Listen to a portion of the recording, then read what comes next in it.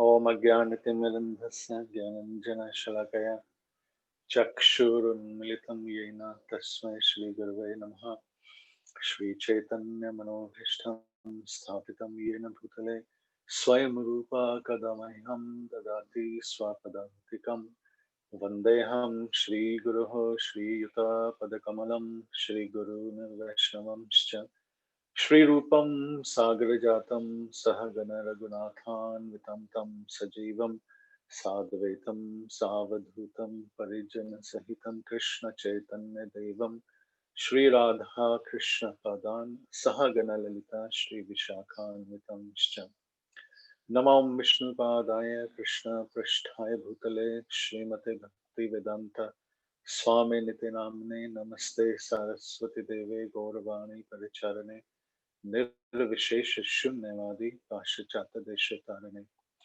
He Krishna Karuna Sindhu Dinabandhu Jagatpate Gopesha Gopika Kanta Radha Kanta Namastate Tapta Kanchana Gorangi Radhe Vrindavaneshwari Vrishabhanu Sute Devi Pranamami Haripriye Vanchakalpatarubhashcha Kripasindhu Evacha Patitanam Pavanebhyo Vaishnavebhyo Namo Namaha Jai Śrī Kṛṣṇa Chaitanya Prabhu Nityananda Shri Advaita Gadadhar Shri Vasadi Shri Gaur Bhaktivinoda Hare Krishna Krishna Krishna Hare Hare Hare Ram Ram Hare Hare. So today we're discussing text 35 of the 6th chapter of the Bhagavad Gita. 6th chapter is known as Dhyana Yoga, or in which Lord Krishna gives details of Ashtanga Yoga. And so we'll read it together. Shall I do word for word, Mataji, or just continue? Yes, you can do the word for word. And don't wait for any responses because I'm keeping people muted. I see. Okay. So, so the text, the word-to-word translation, and the purport is by His Divine Grace. Abhyāsena Swami Śrī Prabhupada ki jai. Śrī-bhagavān uvāca asaṁśayaṁ mahā-bāho mano durnigrahaṁ calam abhyāsena tu kaunteya vairāgyeṇa gṛhyate. So word of this is Śrī Bhagavan uvāca.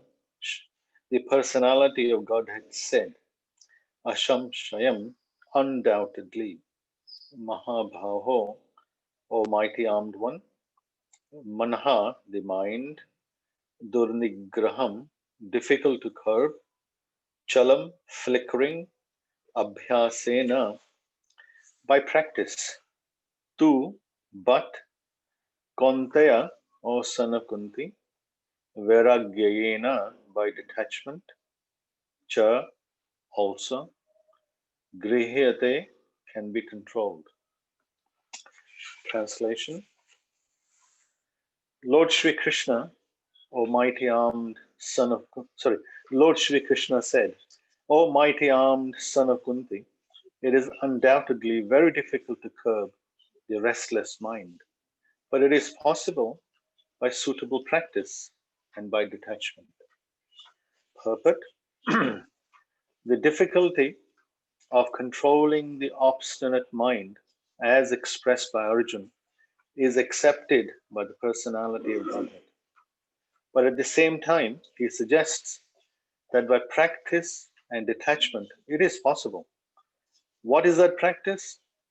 In the present age, no one can observe the strict rules and regulations of placing oneself in a sacred place, focusing the mind on the super soul, restraining the senses and mind, observing celibacy, remaining alone, etc. But the practice of Krishna consciousness, however, one engages in 9 types of devotional service to the Lord. The first and foremost of such devotional engagements is hearing about Krishna. This is a very powerful transcendental method for purging the mind of all misgivings. The more one hears about Krishna, the more one becomes enlightened and detached from everything that draws the mind away from Krishna. By detaching the mind from various activities not devoted to the Lord, one can easily learn vairāgya. Vairāgya means detachment from matter and engagement of the mind and spirit. Impersonal spiritual detachment is more difficult than attaching the mind to the activities of Krishna. This is practical because by hearing about Krishna, one becomes automatically attached to the Supreme Spirit. This attachment is called Prishana Anubhav, spiritual satisfaction. It is just like the feeling of satisfaction a hungry man has for every morsel of food he eats. The more one eats while hungry, the more one feels satisfaction and strength. Similarly, by discharge of devotional service, one feels transcendental satisfaction as the mind becomes detached from material objectives. It is something like curing a disease by expert treatment and appropriate diet. Hearing of the transcendental activities of Lord Krishna is therefore expert treatment for the mad mind, and eating the food stuff offered to Krishna is the appropriate diet for the suffering patient. This treatment is the process of Krishna consciousness. Namah Vishnu Padaya Krishna Prasthaya Bhutale Srimati Bhakti Charu Swaminiti Namne Snigdha Cheta Suparanita Vagwanam Charasapulatam Prabhupada Gataprana Bhakti Charupadam Namah Vishnu Padaya Krishna Prasthaya Bhutale Srimati Bhakti Vedanta Swaminiti Namne Namaste Saraswati Devi Gauravani Charan Nirvishesha Shunyavadi Kashita Sudesha. So this chapter is Dhyana Yoga, is the last chapter of the first section of Bhagavad Gita. There are 3 sections in Bhagavad Gita. First 6 chapters, then the next 6 chapters, that is from 7th to the 12th, and the last section, the 3rd section, 13th chapter, to the 18th chapter. The first section is known as Karma Yoga. The second middle section is known as Bhakti Yoga. And the last 3rd section is known as Jnana Yoga. So this chapter, this chapter is the last of the first section, first of the 6 chapters. And in the first 6 chapters, specifically, we find in the 3rd chapter, Lord Krishna mentions the yoga ladder, because we find that the many purposes for speaking the Bhagavad Gita, and apparently the purpose was because Sri Arjun refused to fight, and we all know that was a Leela. Arjun was a very highly elevated personality, and he could not become illusioned, but it was done. It was done so. So the Bhagavad Gita can be spoken by Lord Krishna. So apparently, Arjun fell in the mode of ignorance, became illusioned, and he refused to fight the just war. And the war was between the Pandavas and the Kauravas. In this particular war, the Pandavas had prepared, they thought about it almost every moment of 13, 14, 15 odd years, 12 years when they were banished in the forest, and the 13th year. when they were in incognito, and after that it took some time to gather their allies, and every moment they were thinking of how to get their kingdom back and fight through a just war.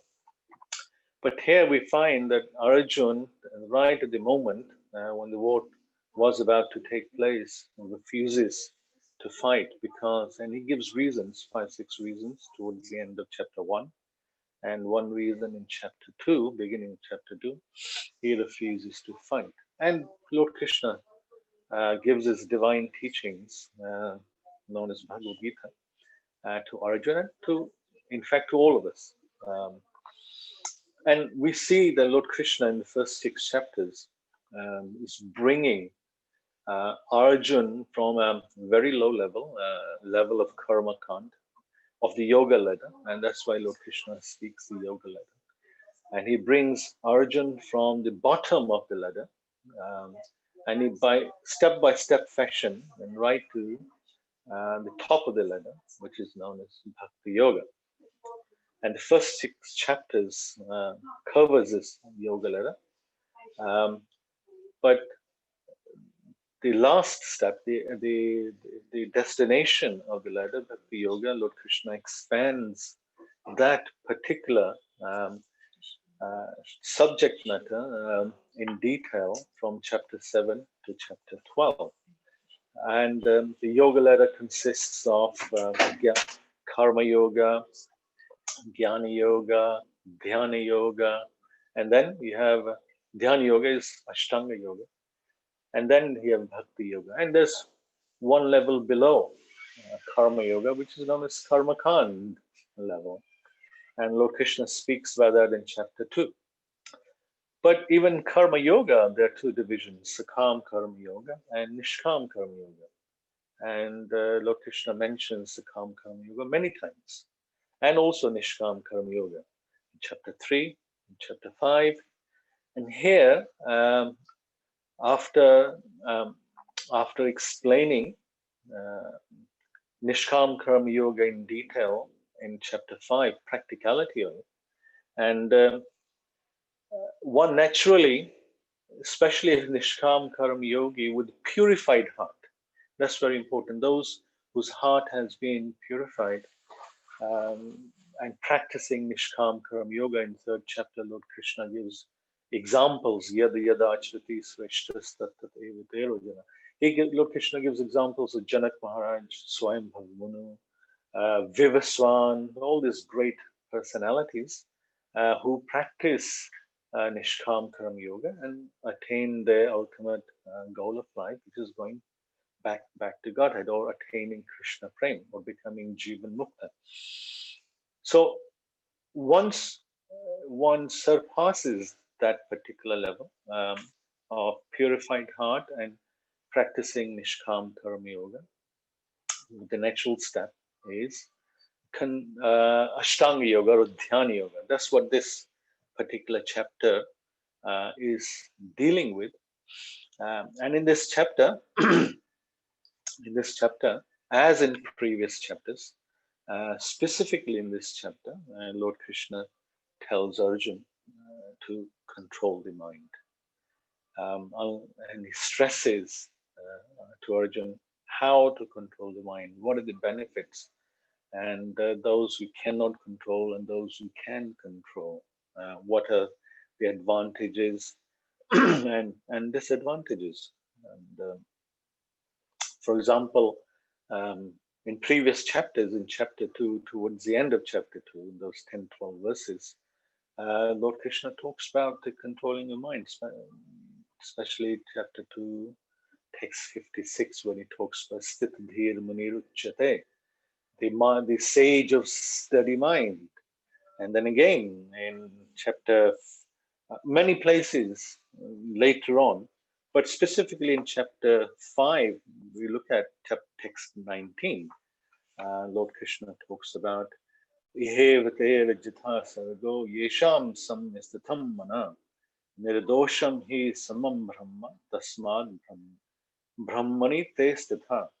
Krishna says, those whose minds are established in sameness and equanimity have already conquered the conditions of birth and death. They are flawless like Brahman, and thus they are already situated in Brahman. So, extremely important to control the mind. And beginning this chapter, coming back to this chapter now, in the beginning of 6th chapter, Lord Krishna says why one should, again he emphasizes, why one should actually control the mind. In text, we find text 5, Lord Krishna talks about Udayaratma atmanam na atmanam asvadayet atmaiv hayatmano bandhur atmaiv ripur atmana. I.e., one must deliver oneself with the help of his mind and not degrade himself. The mind is a friend of the conditioned soul and his enemy as well.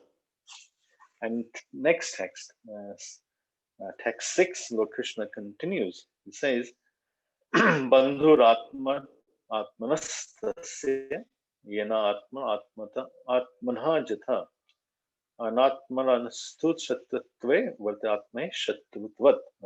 I.e., for him who has conquered the mind is the best of friends. But for one who has failed to do so, his mind will remain his greatest enemy. So, in any spiritual process we find, and especially in any the process recommended within the Vedas or the Puranas or Vedas in general, the Vedic literatures, controlling the mind is prime prime focus.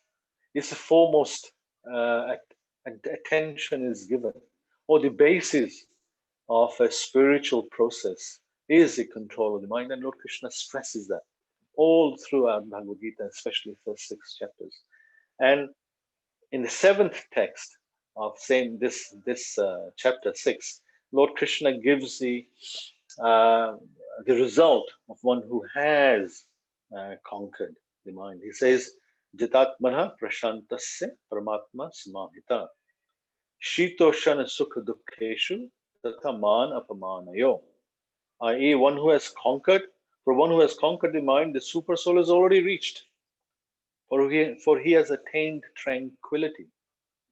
To such a man, happiness and distress, heat and cold, honor and dishonor are all the same. So those who have conquered the mind, they've already reached the super soul or the supreme personality of Godhead.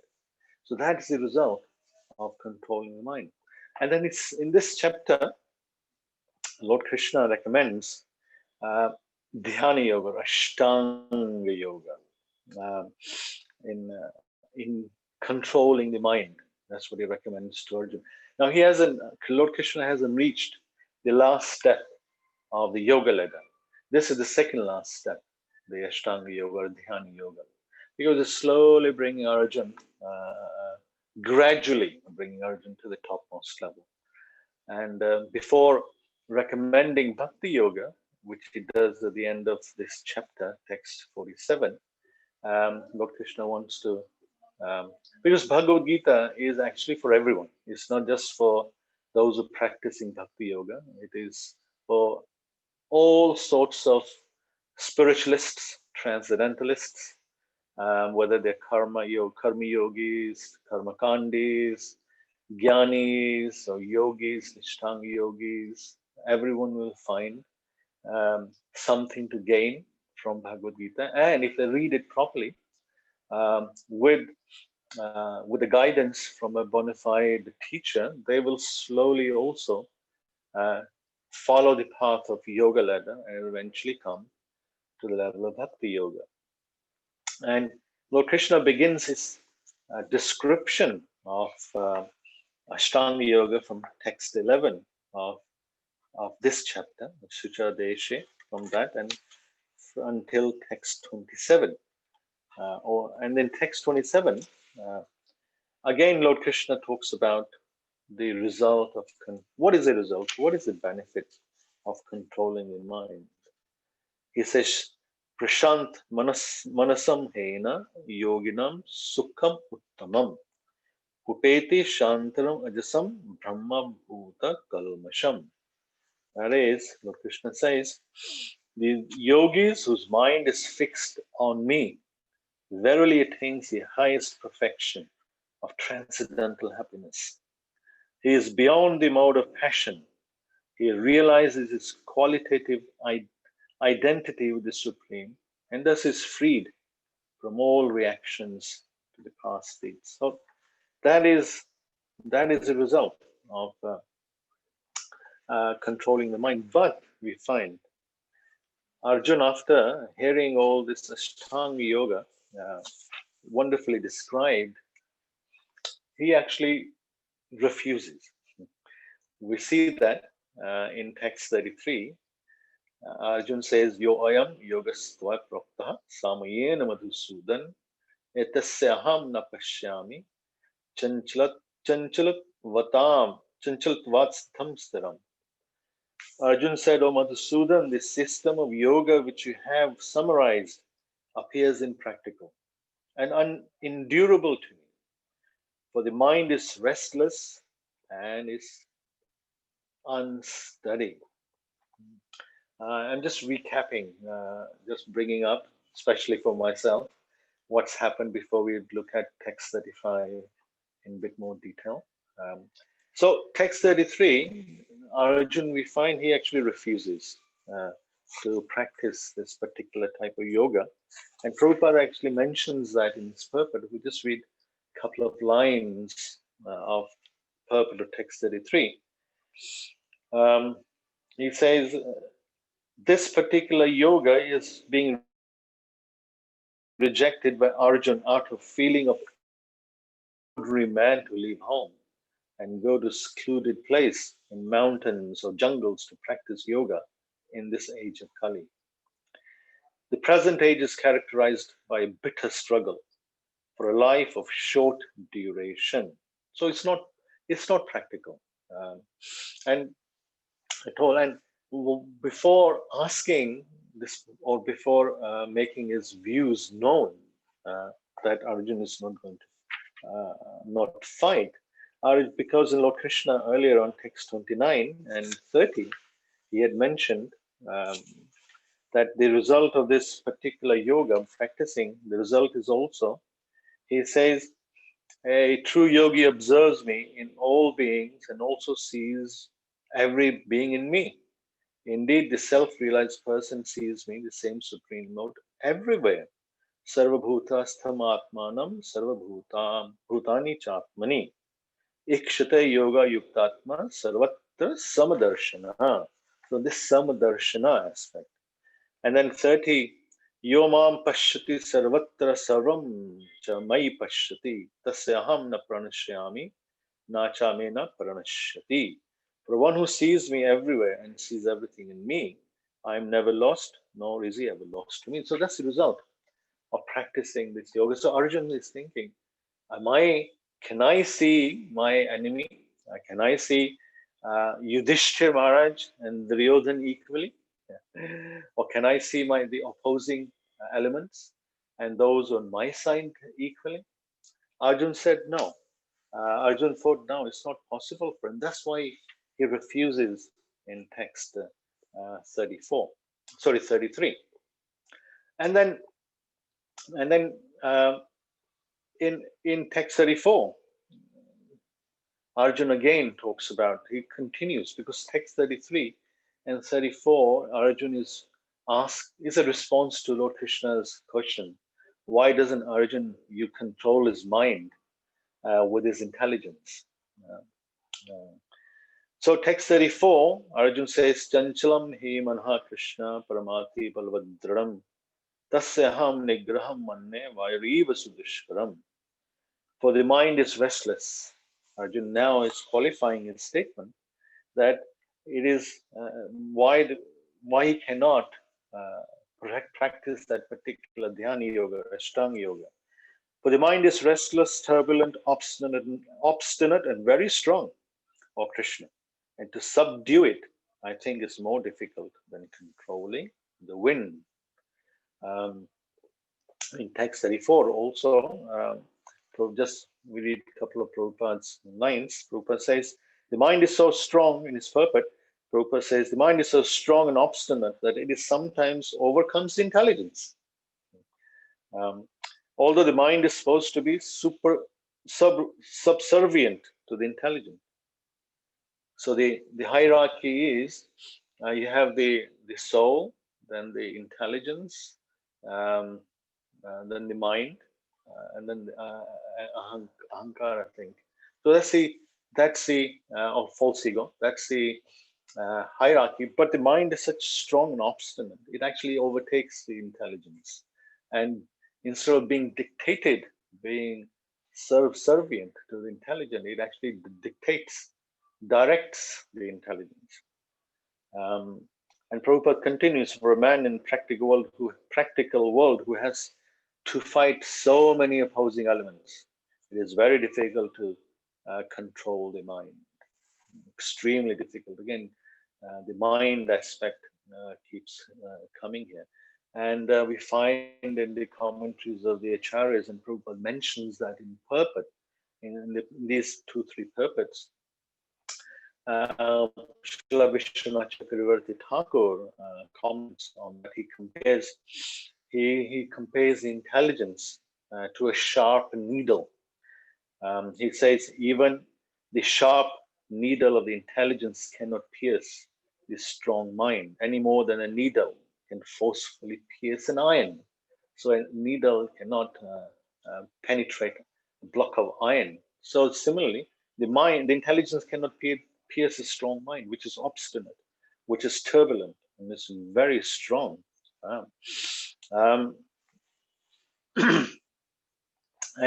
And we find the Acharyas actually give on this particular scenario, on this conversation between Arjuna and Krishna, their commentaries as to what is happening behind the scene, as it was. So Krishna says to Arjuna, it is possible to control the mind by discriminating the intellect, or knowing where the mind lies in relationship with intelligence in the hierarchy. And Lord Krishna points out the shloka from the Katha Upanishad, which Srila Prabhupada quotes that in his purport. He says, Atmanam rathim vidhi shariram ratham evacha buddhim tu buddhi tu sarthim vidhi mana paragraham evacha. Basically, it says the mind is a driving instrument and intelligence is a driver. So why can't Arjuna, using his intelligence, control the mind? Because also, but then Arjuna points out, yes, it's not possible. Mind is very strong and it's overtaken the intelligence. It's not possible at all to control the mind. And then later on, Krishna agrees. And now we come to today's text, which is text 35. And here Lord Krishna is agreeing. He says, yes, Arjuna, I agree with you. Text 35. Yes, I agree with you. Undoubtedly, it is very difficult to curb the restless mind. Very difficult. However, it is possible. Lord Krishna gives a solution also. It is very much possible. And how is it possible? It is possible by suitable practice and detachment. And what is that suitable practice and detachment? That is, Prabhupada expands that in his purport. And this suitable abhyāsena and vairāgyeṇa. Abhyāsena and vairāgyeṇa is, there's a saying in English, practice makes perfect. So anything we do, which is difficult to do, the more we practice, the more perfect it becomes in an endeavor to perform that particular act. And here, Lord Krishna says, yes, he agrees, the mind is so strong, but it is possible to control by practice and detachment. Here, again, we just quickly turn to the comments and commentaries of Acharyas, especially Vishwanath Chakravarti Thakur, before we look at Srila Prabhupada's purport, Vishwanath Chakravarti Thakur comments, even when a disease is advanced, if the patient places himself under the care of an expert doctor or a physician, in this case, a diseased person is the mind or the individual practitioner, then the regular treatment or abhyāsena and vairāgyeṇa will be effective. So if one is unable to control the mind, Vishnu Chakravarti Thakur says, if we place ourselves under the direction of bona fide spiritual master, as Krishna points it out in chapter 4, text 34, tad vidhi parnipaten pariprashnena sevaya updekshanti jnanam jnaninas tattva darshanam. So one has to approach a tattvadarshi, a person, a self-realized person who has seen the truth, and learn from him, be submissive, and be inquisitive, and do seva to him, service to him. In this way, one can conquer the mind, one can know how to overcome the strong, almighty mind. And in this text, Krishna actually addresses Arjuna's mahā-bāho. Mahā-bāho means mighty armed. Lord Krishna is pointing out to Arjuna by using this word that Arjuna is such a mighty hero. He was known all over the world as the mightiest, as the greatest archer. And he even apparently was able to satisfy Lord Shiva in the fight between the two. But here, Lord Krishna, by saying this word, mahā-bāho, addressing Arjuna's mahā-bāho, saying, you are such a strong personality, but now you have to prove yourself why people call you mahā-bāho, by controlling the mind. Controlling the mind is the greatest of all the enemies. Like chapter 6 earlier on, we talked about the mind is the greatest of the friend or the worst of enemies. And also Krishna addresses Arjuna as kaunteya. And kaunteya means Krishna is assuring Arjuna, don't worry, you're my cousin brother, you're my relative, you're the son of my aunt. Don't worry, I'm on your side. I will help you control the mind. But you have to take the first step. And therefore Krishna says in this word, yes, whatever you said is certainly true. A disease is very serious. In this case, the mind, if a disease is very serious, and in the case the mind is very strong, very obstinate, and we have to take the right medicine to cure the disease according to a proper doctor. And in this case, if the mind is extremely obstinate, serious, uncontrollable, then I, as your teacher, as a guru, I'm telling you how to do it, how to control your mind. And this controlling your mind is only possible through abhyāsena, practice, and detachment. And we find this particular abhyāsana practice, Patanjali in his Yoga Sutras, because it's Ashtanga Yoga and Dhyana Yoga. Patanjali Muni, he is the one who described it in detail in his Patanjali Sutras. He also talks about abhyāsena vairāgyabhyam tan nirodha, which means the mind is controlled by practice and detachment. Now, that practice, and Prabhupada talks about now in his purport. First of all, this word abhyāsena. If you look at the text again, Krishna is, when he says abhyāsena, he is not talking about a different practice to what is already he has described, i.e. Ashtanga Yoga or Dhyana Yoga. So Lord Krishna is telling Arjuna, even if you find this Ashtanga Yoga very difficult, but you must practice it slowly. So Lord Krishna is not telling Arjuna to have a different practice. other than the Ashtanga Yoga, which he has already described. So he's stressing to Arjuna that yes, you must practice performing this Ashtanga Yoga, because that's what I've just told you. But Prabhupada, in his purport, he qualifies that. He actually gives more details as to what is the most suitable practice in today's world.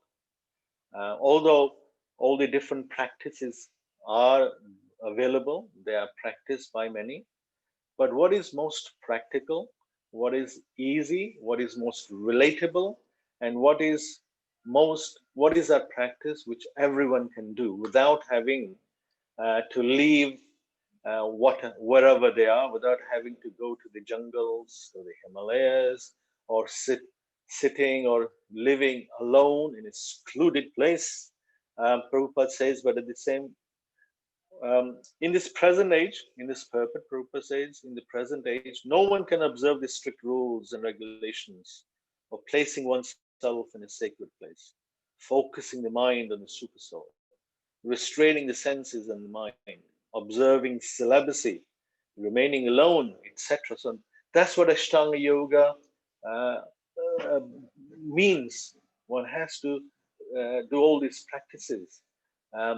But Arjun said no, but Krishna said yes, still have to do it. You have to practice. But Prabhupada says in his purport, which Lord Krishna will say later on in the later chapters when he talks about Bhakti Yoga, we find that the Srila Prabhupada's fantastic, great contribution and quite unique in his purpose, that although even in the earlier chapters where Lord Krishna is slowly going up, taking Arjun up on this yoga ladder step by step, Lord Krishna is not necessarily talking about Bhakti Yoga. He's talking about Karma Yoga, Jnana Yoga, and other forms of yoga. But Srila Prabhupada in his purport takes the reader immediately to the highest level. And Prabhupada doesn't wait. He doesn't wait for step by step, a gradual elevation. Prabhupada immediately takes whoever reads his purport right to the highest level of devotional service or bhakti yoga. And that's what a suitable practice Prabhupada is pointing out in this particular verse. And what is that? He says, by practice of Krishna consciousness, or by practice of the path of devotional service or bhakti, one can engage in 9 different types of devotional processes. Shravanam, Kirtanam, Vishnu, Smaranam, Padasevanam. So these 9 different types of devotional service, which begins with Shravan, which begins with Kirtan, which be hearing, and then Kirtan. So begins with hearing, and Prabhupada is pointing that is a method that we have to, all of us, anyone in the path of devotional service, must hear about Krishna. And the more one hears about Krishna, the more one becomes attached to Krishna, and one automatically becomes detached, vairāgyeṇa. So the beauty is that one doesn't have to first do practice, and second stage become detached. These are 2 different steps. But beauty about devotional service and bhakti is that just taking up one step, both steps are achieved. And what is that? Param drishtva nivartate. In the 2nd chapter, 59 text, Lord Krishna talks about that. Experiencing the higher taste. So by just hearing, just by attaching, or just oneself to Krishna, that is a suitable practice, one automatically becomes detached. One does not need to endeavor separately or becoming detached from the objects of senses, or those practices which are not favorable to the path of devotional service. Anakullena Krishnanu. Shilanam Bhakti Anyabhilashitashanya. So one doesn't have to do it separately. Just one has to hear about Krishna, attach oneself to Krishna, and automatically is self-purificatory. This process is self-purificatory. This process of Krishna consciousness will automatically sort other things out on the path of devotional service. And more one hears about Krishna, one more becomes enlightened, Prabhupada says, and detached from everything that draws the mind away from Krishna. And then he gives the definition of vairāgya. What is vairāgya? By describing the mind, by detaching the mind from activities not devoted to the Lord, one can easily learn vairāgya. And what is vairāgya? Vairāgya means detachment from matter and engagement of the mind and spirit. As I said, in this particular process, all one has to do is just engage the mind or hear about Krishna, direct the minds toward Krishna, and then it will automatically become detached from anything else. And then Prabhupada, in his purport towards the latter second half, then he comes to the impersonal, spiritual detachment. We find in all his purports, whether it's in Bhagavad Gita or Chaitanya Charitamrita or in Śrīmad Bhagavatam, Prabhupada always brings up, rightly so,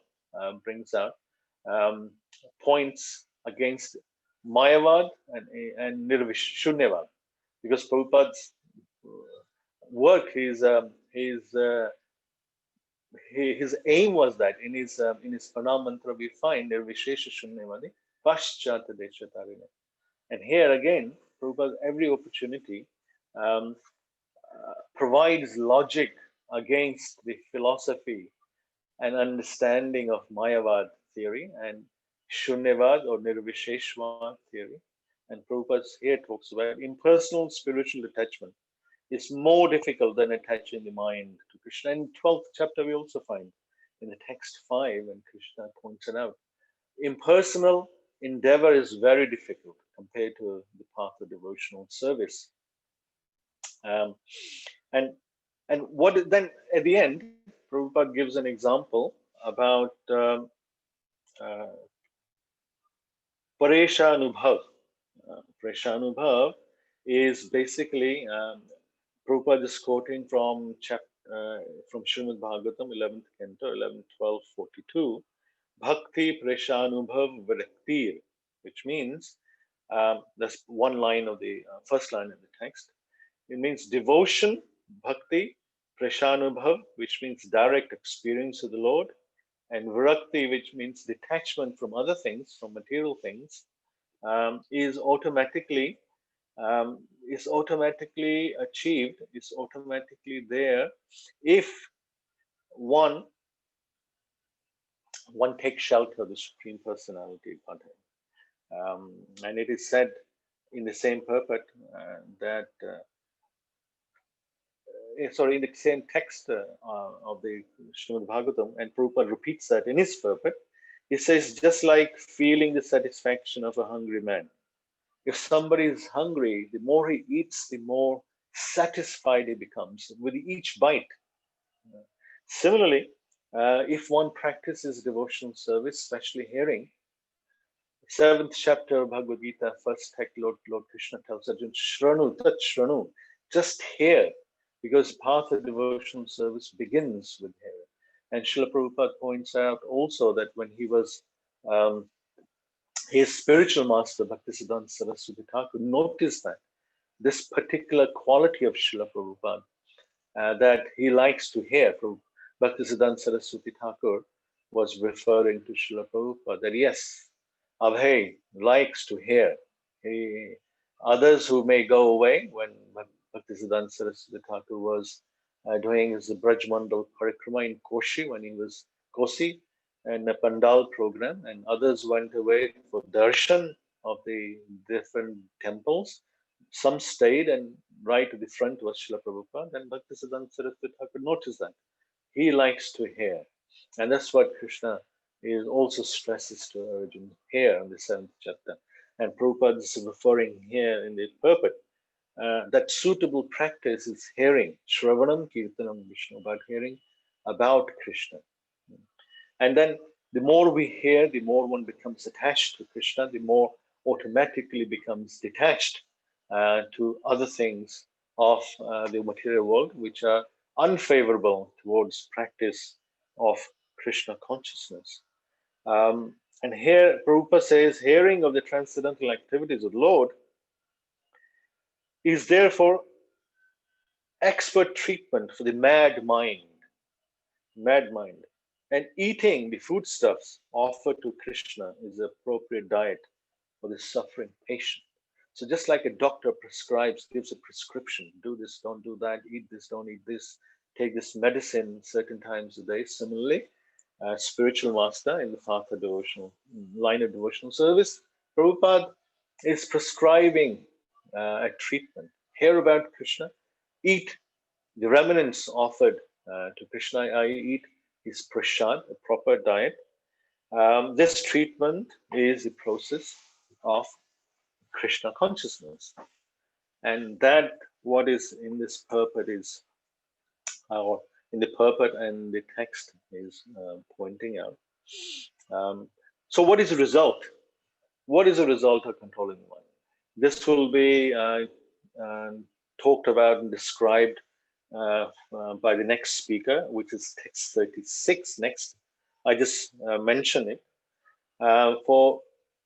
For one whose mind is unbridled, self-realization is difficult work. But he whose mind is controlled and who strives by appropriate means is assured of success. Krishna says that is my opinion. So to achieve success, one must control the mind. And that's what this chapter is all about. And the previous chapters, this Yoga Ladder, is all about. Actually, Yoga Ladder, or the path of devotion, path of spiritual, any spiritual path, is first and foremost controlling the mind. And this hearing, Prabhupada points out other purports, other places, this hearing actually, yes, hearing about Krishna from the devotees, from the scriptures, hearing about his pastimes, his teachings, etc. But it's also means hearing the Hare Krishna, hearing and reciting the Hare Krishna mantra, the greatest prayer. Hare Krishna, Krishna Krishna, Hare Hare, Hare Ram, Ram Ram, Hare Hare. And automatically, by this process, one will become attached. The mind will become freed from the unwanted things. And when we talk about vairāgyeṇa, it's unwanted. What are those unwanted things? If you look at their kam, krodh, lobh, moha, and matsare, and the mind needs to become freed. Mind must be delivered from these unwanted things. And how is mind delivered? Manha tarayate iti mantra. That which delivers the mind is called mantra. And Hare Krishna mantra is the greatest of all. It's a great chant of deliverance, as Srila Prabhupada puts it. So that is all a suitable practice as well. I like to end with one particular observation that we find that we know that the path of devotional service, the basis of devotional service is surrender. And especially a disciple surrenders unto the spiritual master. And there are 10 offenses also in chanting of the Hare Krishna mantra. Third one is Guru Abhagya, or disobeying the orders of the spiritual master. But we find here in text 33, Lord Krishna described the path of devotional service from text 11. Path of Ashtanga Yoga, Dhyana Yoga, from text 11 to text 27. He is recommending Arjun to follow that. But Arjun is refused. So is that the disobeying the orders of spiritual master? Does that constitute an offense towards the holy name, one of the 10 offenses? That's the That's a question to ponder, to think about, because somebody may say, if you don't follow what your guru is telling you, if you don't do what your guru is telling you, you're an offender. You become a guru aparadhi, or offender at the lotus feet of the guru. It can be taken. Sometimes it is taken, but we find here in Bhagavad Gita, Arjuna is very openly, Arjuna has accepted Krishna as his guru. Śrī-Kṛṣṇa śrī-bhagavān in the seventh text of chapter 2. And only then, after Krishna has accepted him as his disciple, he begins his teaching, chapter 2, text 11. But now, here, this is probably the first time, if all the chapters, if I'm not wrong, whereas Krishna is has talked about various parts, various different steps of the yoga ladder, and Arjuna he's asked questions to clarify. End of beginning of chapter 3, beginning of chapter 5, he wasn't sure about what does this mean. He was unclear, and he tells Krishna to tell him one thing. But this is the first time he is actually openly disobeying his spiritual master. So the question is that Guru Avagya, disobedience towards the orders of the spiritual master. That's the question. I think I'll stop here. If anyone has any comments we can take. We have a few minutes, if that's okay.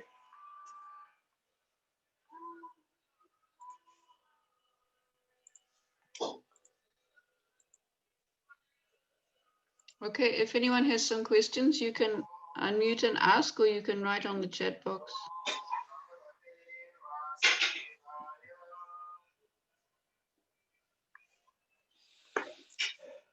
Otherwise we will end. Is that okay, Mataji?